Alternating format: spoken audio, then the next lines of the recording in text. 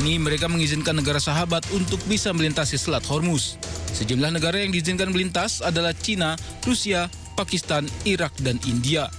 Sementara Malaysia mengklaim Iran telah mengizinkan kapal mereka melintas.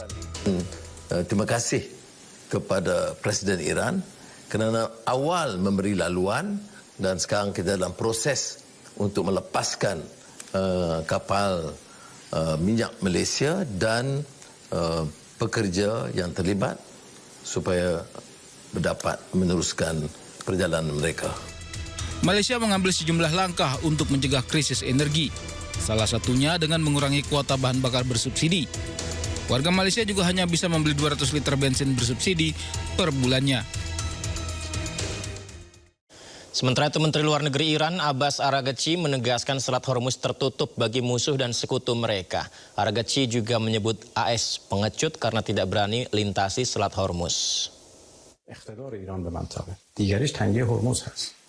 بعد از 47 سال بالاخره ما رو مجبور کردن که اقتدار خودمون رو برای این منطقه، برای این آبراه، برای این تنگه هرمز نشون بدیم و به دنیا بدیم. باورشون شاید نمیشد. فکر میکردن که ایران بلوف میزنه. فکر میکردن که ایران جرأت چنین کاری نداره. ولی ما با قدرت این کارو کردیم و تمام توان خودشون رو بسیج کردن که این کار رو متوقف بکنن و نتونستن. حتی متوسل شدن به کشورهای دیگه.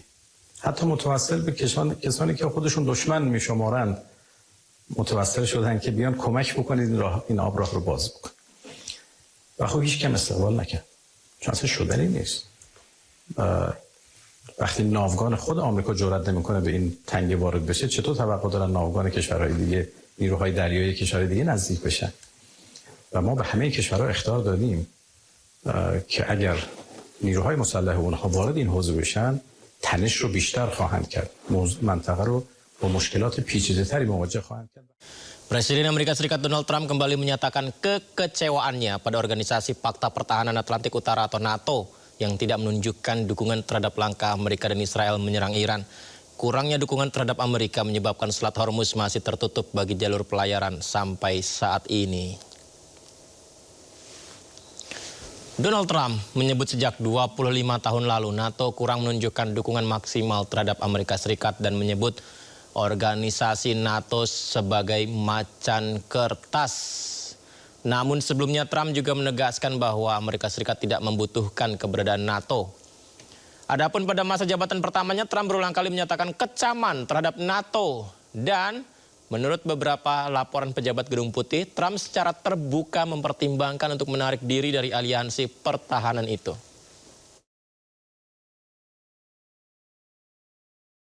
One thing we're very disappointed, I'll say it publicly, we're very disappointed with NATO because NATO has done absolutely nothing. And I've always said, 25 years ago, I mean, I was somebody that wasn't a politician, but I was always involved in politics and I understood politics. I said 25 years ago that NATO's a paper tiger, but more importantly that we'll come to their rescue, but they will never come to ours. And I want you to remember. 1 bulan operasi militer ke Iran, Amerika Serikat mengalami kerugian hingga miliaran dolar ataupun puluhan triliun rupiah. Jadi ini bersumber pemirsa dari media The Wall Street Journal melaporkan bahwa Amerika mengalami kerugian hingga 2,9 miliar dolar atau setara dengan 50 triliun rupiah. Sumber dari Pentagon menyebut kerugian berasal dari kerusakan peralatan militer usai serangan yang menargetkan ribuan titik di seantero Iran. Di antaranya 3 pesawat jet F-15 yang ditembak jatuh secara tidak sengaja menghabiskan anggaran 300 juta dolar. Sementara untuk memperbaiki pesawat F-35 yang jatuh mencapai 82,5 juta. Namun salah satu fasilitas militer yang menderita kerugian terparah yakni radar yang bertempat di pangkalan militer Amerika di Qatar.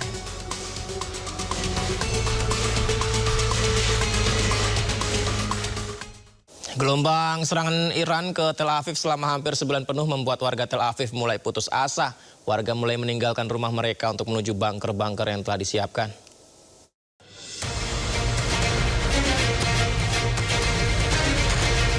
Rudal-rudal Iran menghantam beberapa wilayah di Tel Aviv tanpa henti. Serangan ini melukai beberapa warga dan menghancurkan bangunan tempat tinggal. Warga Tel Aviv pun mulai meninggalkan rumah mereka untuk menuju bunker-bunker yang telah disiapkan. Meski tidak ada korban jiwa, namun serangan ini membuat warga putus asa. אני מיואשת. מאוד כואב לי כל מה שקורה וכל המלחמה הזאת וכל ההרס וכל ההרג וכל הבזבוזי כספים שכל הטילים האלה עולים והיירוטים המצב נוראי. אני לא מאמינה שכל כך מהר זה ייגמר, ואני חושבת שכרגע האיראנים ככה העלו מהלך, כי אתמול היה יחסית שקט, ואני לא יודעת, אולי זה מין, איך להגיד, הרגע לפני שזה נגמר, אז עוד מנסים חזק חזק לנצל את היכולת ההרסנית. מאוד כואב לי כל מה שקורה פה. וכבר קורה כמעט 3 שנים. Iran sendiri tegaskan akan terus meluncurkan rentetan rudal ke Israel sebagai balasan atas serangan Israel dan Amerika Serikat. Walau sebagian rudal berhasil dicegah sistem pertahanan Iron Dome, namun banyak diantaranya berhasil tembus dan jatuh di kota-kota di Israel. Hampir sebulan penuh, konflik di Timur Tengah ini masih terus berlangsung dan kian memanas. Kekuatan Iran pun tampak tak habis menahan serangan Israel dan Amerika Serikat, bahkan terus melancarkan serangan balasan. Lantas, sampai kapan perang ini akan berlangsung? Negara-negara di Asia bersiap menghadapi skenario terburuk krisis energi, termasuk potensi gangguan pasokan berkepanjangan, imbas berlanjutnya konflik di Timur Tengah. Singapura bahkan menyebut situasi ini sebagai krisis Asia, mengingat ketergantungan kawasan terhadap aliran pasokan energi dari Selat Hormuz.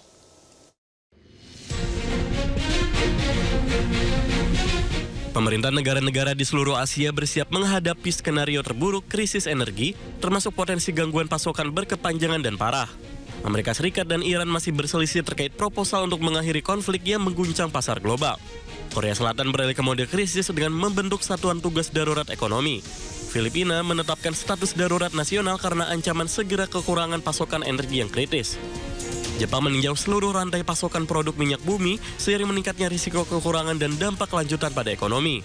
Sementara itu, Perdana Menteri India Narendra Modi memperingatkan perang dapat memicu tantangan yang belum pernah terjadi sebelumnya bagi negaranya. Konflik Timur Tengah dan guncangan pasokan energi berpotensi semakin memicu inflasi, sebagaimana diungkapkan Chris Kent, Asisten Gubernur Reserve Bank of Australia, dalam pidato di Sydney. Adapun Bank Sentral Filipina secara mengejutkan mempertahankan suku bunga dalam rapat di luar jadwal. Proyeksi inflasi tahun ini melonjak menjadi 5,1% dari sebelumnya 3,6% pada Februari. Dalam waktu kurang dari sebulan sejak konflik dimulai, banyak negara beralih ke status darurat, menyoroti pentingnya Selat Hormuz bagi aliran energi global. Sekitar 1/4 perdagangan minyak dunia via laut melewati jalur ini, sebagian besar menuju Asia. Iran diketahui terus membatasi akses keluar masuk Selat Hormuz kecuali bagi kapal yang disetujui. Menteri Luar Negeri Singapura Vivian Balakrishnan menyebut situasi ini sebagai krisis Asia, mengingat ketergantungan kawasan terhadap Selat Hormuz. Kekhawatiran yang meningkat membuat pasar gelisah. Saham dan obligasi melemah, sementara harga minyak naik di tengah sinyal yang saling bertentangan terkait gencatan senjata. Banyak negara Asia bergantung pada impor minyak Timur Tengah dan cadangan mulai menipis. Upaya mengamankan pasokan energi juga memicu kebijakan proteksionis. China membatasi ekspor pupuk, Indonesia berencana mengenakan pajak ekspor batu bara dan nikel, sementara Vietnam memprioritaskan kilang domestik.